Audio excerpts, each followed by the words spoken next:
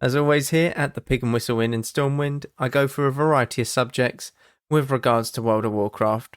So grab a bottle or a pint, sit back and enjoy. Today, we're going to be going over stories in WoW.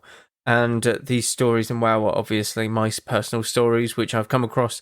Now, I do have to do a small sort of disclaimer. My memory is absolutely awful.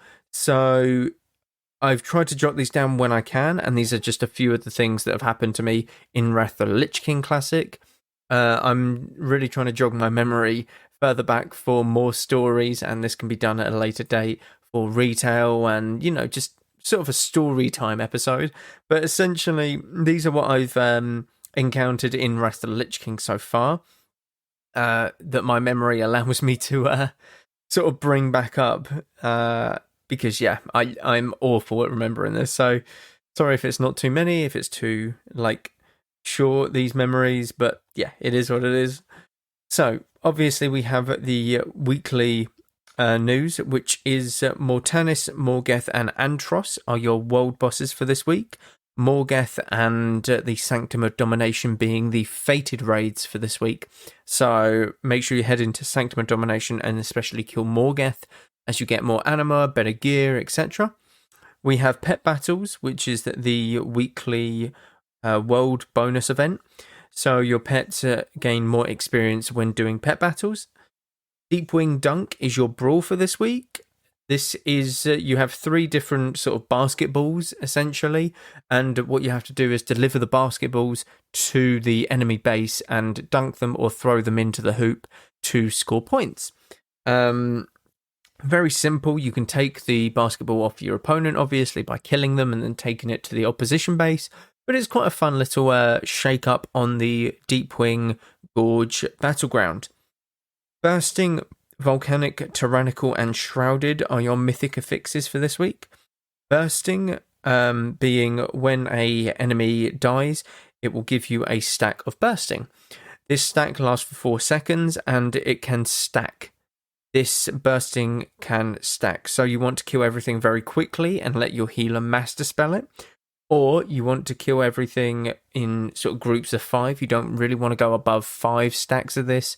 If you're being safe, 8 stacks is very dangerous. So make sure you use sort of cooldowns to mitigate it and stuff.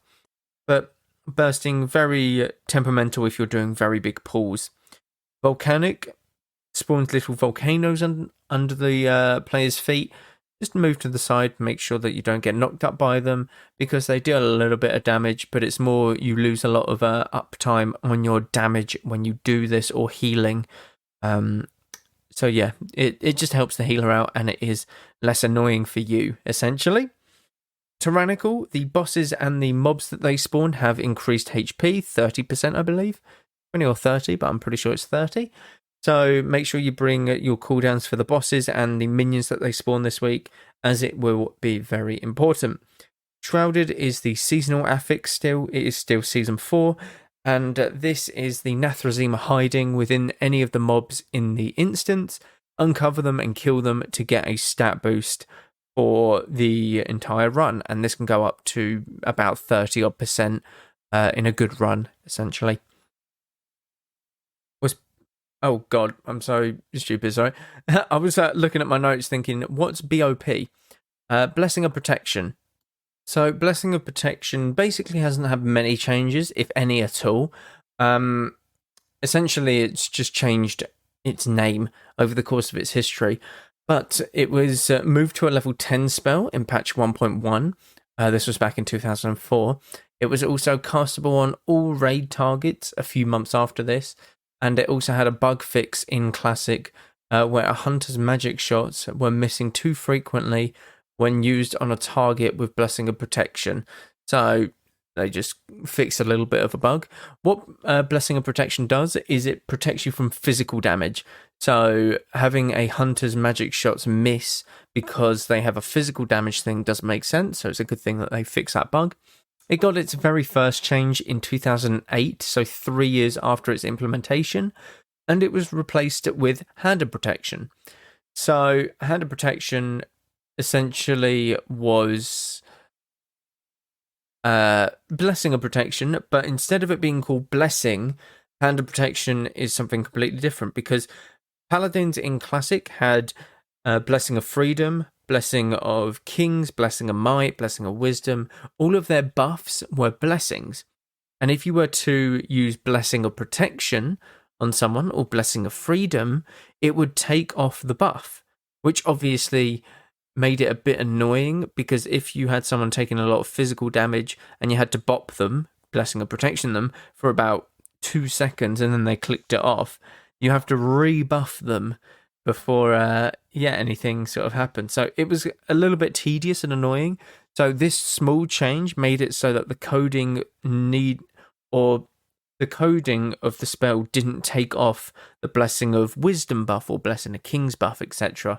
So it made it very useful. Essentially, this small name change was a very good quality of life. And essentially, they re-added it in Legion back to Blessing of Protection, because I'm pretty sure the spaghetti code was, fine in that manner. It was okay to be played around with the spaghetti code at that time. Whereas in 2004, it was kind of a bit more tricky, I would imagine. A bit more ridiculous to play around with, I would say. So, stories in WoW. Everyone's got stories in WoW. Everyone's got loads of stories in WoW. You probably don't realise it, but you have loads. If you've played this game for a couple years even, you will have quite a few stories, whether it be just through levelling, whether it be through raiding, PvP, dungeons, anything can give you a story within World of Warcraft. These are my most recent ones. Now, some of them I still can't get my head around, I'm not going to lie, because they seem absolutely ridiculous that it's even like a thing. But yeah, I'm going to try my best to explain these to you, because it is absolutely ludicrous, some of these. A paladin in the Nexus. This is what I've put on the notes, and obviously I'm going to explain it. But paladin in the Nexus, what would you think?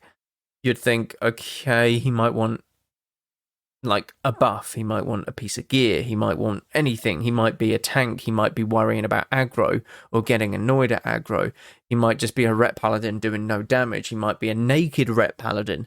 You can do anything with regards to paladins in WoW. Honestly, I've seen a lot of things with regards to paladins as well. I'm going to go off on a slight tangent here. It's always paladins. I don't know why. I feel like those who main Paladin are fine, but those who switch to Paladins become clueless. And the Paladins that I see in Wrath of the Lich King, I always imagine them as a warrior in Paladin skins. I'm pretty sure the Paladins now were warriors in Classic. And it just baffles me. It absolutely baffles me, because there's no way. I'm sat there thinking there's no way you main a paladin for more than this expansion, for more than a month or two now, because obviously everyone re-rolled paladin in Wrath because they became fun, they became quite decent, they had buttons to press, unlike TBC and Classic where it was just Crusader Strike and Judgment. They actually have Divine Storm, Crusader Strike, the Judgments, Exorcism, Hammer of Justice, the seals are 30 minutes. You've got loads of fun interactive things happening with paladins now. So I've noticed a lot of baby paladins. I want to kill them. I want to kill them. Jesus, no. I want to call them. It's tough to explain, but I feel like they're warriors in paladin skin because they don't understand what a buff is, essentially, and they don't understand much to do with the paladin class, because it is a lot more intricate sometimes. A lot of the classes are very intricate, and you might be very good at warrior, but when it comes to paladins, it's a lot more buffing, management of mana, stuff like that. Obviously, the mana management isn't as bad for Rets anymore. And in fact, I don't think it's a problem at all. Maybe Holy Paladin might have a bit of a mana issue. But Divine Please there every minute, which gives you 25% mana. Okay, I'm going off on a massive tangent. So let's get into it. A Paladin in the Nexus. Hit level 80. Myself and a friend hit level 80. We look to do a heroic. We're looking to do all the heroics that we can to get the badges and to get our best in slot gear. So we look at our best in slot gear, and there's this mace from blacksmithing that can be made. So we think, okay, we don't really want that because it's got no intellect on it, and it will cost us about 2,000 gold to make at this current stage in World of Warcraft when Wrath of the Lich King is new. So we look at the second option. It's a drop from the last boss in the Nexus, which is fine. You know, a caster needs it. I'm pretty sure it's best in slot for Resto Shamans, Holy Paladins, Priests, and then Moonkins and Eli Shamans. So there's a couple casters in there, the casters that can use maces, and there's obviously healers, because Wrath, healer and caster gear get merged together, essentially. There's no healing spell power, there is just spell power. Pure spell power, there's no healing power, there's no caster power, there is literally just spell power, and it is shared between healers and DPS. So this is our second best in slot, where you don't have to pay anything and be out of pocket 2,000-ish gold. So we get this group together. We get the Paladin healer. We get a couple others, I think like a Paladin tank and a rogue or something, because we didn't want another caster in there taking caster gear, which we made the group, so we're more than allowed to sort of do, essentially. So we get to the third boss, the giant rock boy. I forget his name. He's just a giant rock, essentially. He drops male legs. Male legs with spell power and crit. Now you might think, oh, that's good for an elemental shaman, which the person that I'm playing with is an elemental shaman. Great. The elemental shaman I'm playing with has Karazhan legs. So to put that into perspective, legs from the very first raid of the Burning Crusade, for those that don't know. So these legs are really outdated, and the ones that have just dropped are a lot better. So my shaman needs and gets accused of ninjaing. So in ninjaing an item is needing on something to sell it, or something that you don't necessarily need. So my shaman has equipped these legs and is currently wearing them because they are better. They are better than like their current legs that they had. So gets accused of ninjaing, and then the paladin's absolutely going off on one, the healing paladin, who can use mail, which is fine, but he didn't need on them as well. He didn't need them, he greeded. So he didn't need the legs at all, which is a bit more baffling to me. But yeah, essentially he's going off like, oh my god, you're a ninja, what the hell, what the fuck, all that shit. So what he asked me to do as party lead is to put it on Master Looter for the final boss. Now the reason he asked me to do this, he didn't say, but we knew the reason, is because he wanted the mace, and he was worried that my shaman would ninja loot it, which we're not going to ninja loot it because we need it as caster DPS. It is our best in slot. So ultimately he's just going on about it, going on and on and on. I put Master Looter on. So I'm like, okay, I'll do it. He's like, great, amazing. So kill the boss. That's what drops. The other things I roll out, the frozen orb, but there was like a blue pair of legs. It was something. It wasn't anything that anyone needed. And there was a green item, so they all get rolled out for those who want it. And then this mace pops up. So I put in a yell/party of, I link the mace, and then I put roll. Myself, the paladin, and the shaman roll. The shaman, or the paladin, rolls 27. I roll a 40. The shaman rolls a 91. So I passed the mace to the shaman, who rightfully won the role. Well, he goes absolutely ballistic. He is just throwing every slanderer everywhere and being like, what the hell? That's obviously not what the hell. It was a lot more in detail than that. But what the hell? That's a healer mace. And we basically just say, okay, dude, it's not a healer mace. This is also caster best in slot for those that can use the mace. Like, we're calmly trying to explain that caster gear and healing gear is the same, but he is hellbent that this is a healing mace, all because it has mana per 5 on it. 19 mana per 5 seconds. He is hellbent on it. When, if you look at any sort of best in slot, this is second best in slot for Moonkin and Shaman.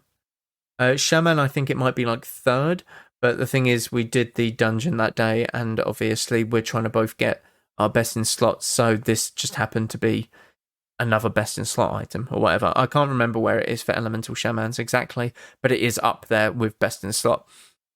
So he's gone absolutely ballistic, and it's just mind-boggling that healers in Wrath of the Lich King have not been able to process this, that healing gear and caster gear are nearly the same thing. There are obviously items that are better, slightly better for healers and slightly better for casters, but if you're looking at gear that is in pre-raid best in slot, it's not that big of a deal, because everyone's going to go into raid and switch it, essentially. And that's the thing. Healers have not gotten that into their head. He was so hellbent that it was a healer mace, and he was bringing up stuff like a warrior wouldn't need on leather, and it's like, that's what they've been doing the past 2 expansions. What Fury warriors have needed on leather since Classic. It's absolutely insane because it gives more attack power, it gives more damage. Like, why wouldn't you need on something that gives you an upgrade? You might be squishier because you're not wearing plate, but ultimately you're going to be doing more damage because the tank is the one taking the damage, not you. You are meant to do damage. That's why loads of warriors in Classic wore leather and mail items over like plate items, because plate items that were DPS orientated were very few and far between. It's absolutely insane that people don't understand loot in the game and have such a problem when something gets taken away from them. Like, I get it if it's absolutely ridiculous, like you're a tank and you're going to get a nice defense chest or something and a mage needs on it and takes it from you. That I can understand. Mage can't use it anyway. He probably just wants to vendor it. But for something that is a good weapon, a best in slot weapon for another player that is in your group, and you throw that much of a hissy fit over it, is just absolutely crazy. And I don't get why people don't understand how loot works and how like other classes share the same loot tables or like best in slot tables, essentially. There was another one in this is TBC. This is in pre-patch for Mount Highgel. I was on my Boomkin and we were doing the raid. Essentially a cloth belt dropped, a very good cloth belt, and it was in my best in slot. It was better than my belt at the time, which was I think season 3 PvP, so it gave like some hit, or so, it was just better. I won the role. I won it fair and square. I got given it by the raid lead, and then a mage pipes up and says, "That's cloth." Like, yeah, that's correct. This is a cloth belt. And he's like, "Why do you need cloth?" Firstly, Boomkins in PvE, their best in slot is probably like 70 to 80% cloth pieces. Wrists, chest, whatever it is. It's mostly cloth pieces in Classic and TBC. I'm not too sure about Wrath. I can't quite picture what my best in slot looks like at the moment. I know that there's the leather chest piece and the leather hands from the tier set, which are my pre-best in slot, but I'm pretty sure most of it is cloth. I certainly know that the wrists are, the boots probably are as well, stuff like that. But yeah, people have such a misunderstanding of what's good for other classes because in TBC, Moonkins were just basically clothies. That's all they wore. Their entire best in slot for like 2 phases was the Spellfire, like robes and helmet and all of that stuff. So it's absolutely insane that people can't figure it out that this is still better. And they think that it's only for them because of the type of armor that it is, which is nowhere near the case, I'm afraid to say. Sorry, guys. Sorry to disappoint all of you mages, all of you paladins, all of you healers, but it's not the same. Other classes need these that are not healers, that are not cloth wearers primarily. It's absolutely ludicrous. Okay, I've spent a lot of time on that one point. I have several more here, but I might save them for another time.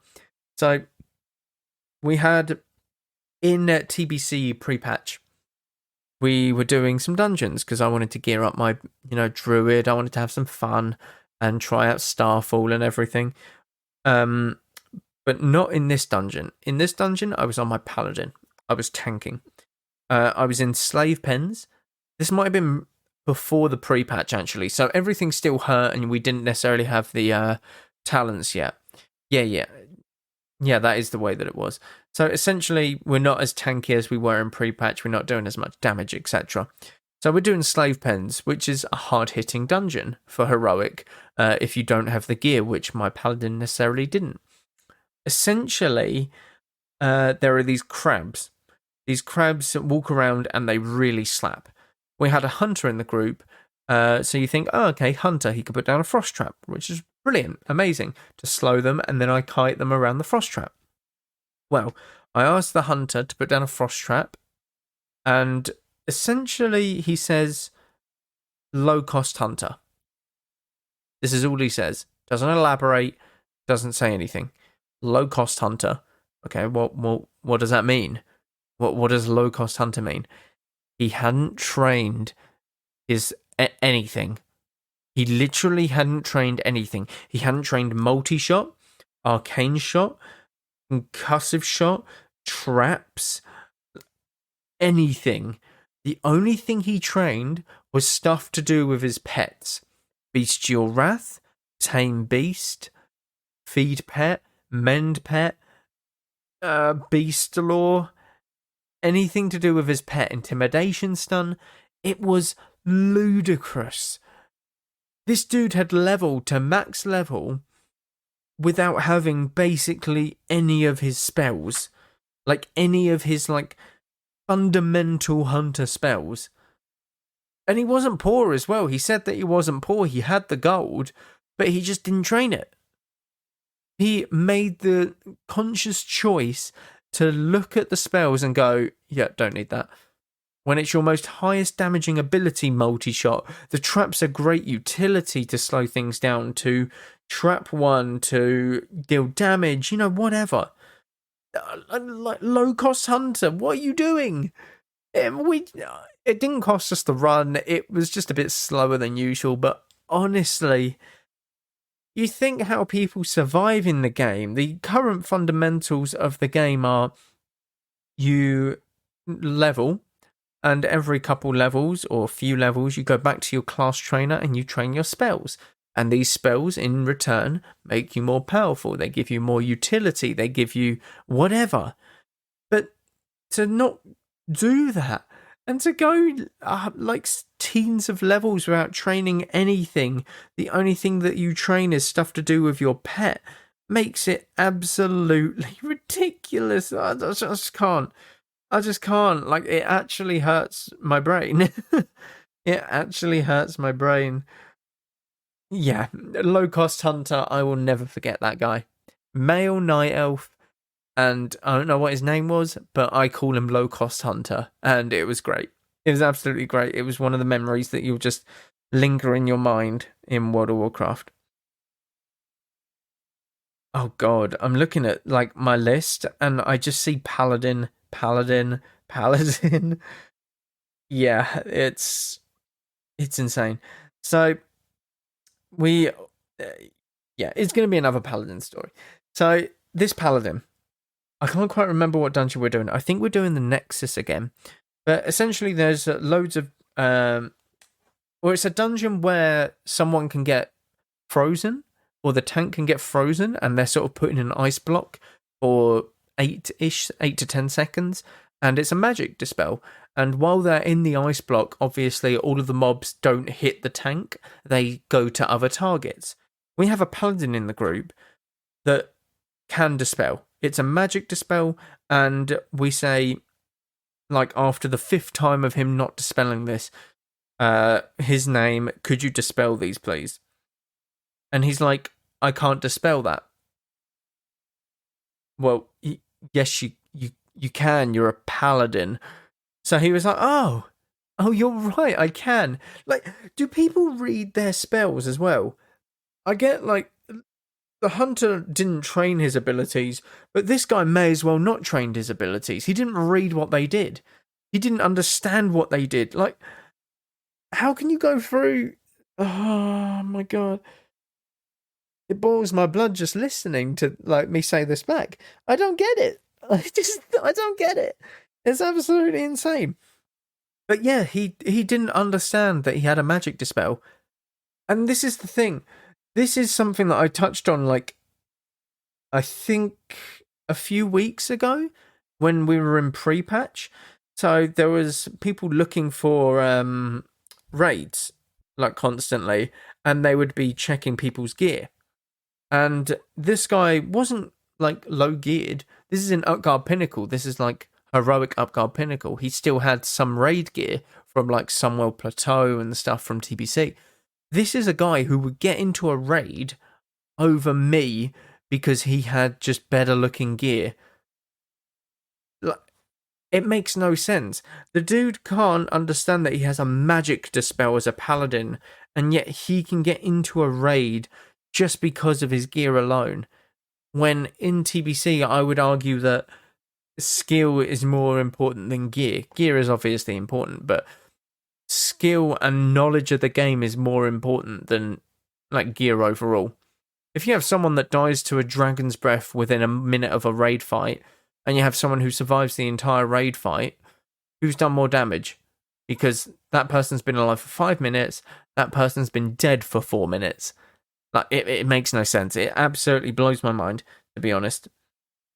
Okay, I'm going to call it there, because I've got a few others that I want to, like, list off, but I'll do that in another podcast, because this one's dragging on a bit too long. That first paladin really had me going on different tangents, I guess. But thank you all very much for listening. As always, be sure to check out the Patreon for ad-free content. Be sure to check out Twitch, YouTube, loads of stuff happening over there. Once again, thank you all very much for listening, and go with Valor, friend. Goodbye all.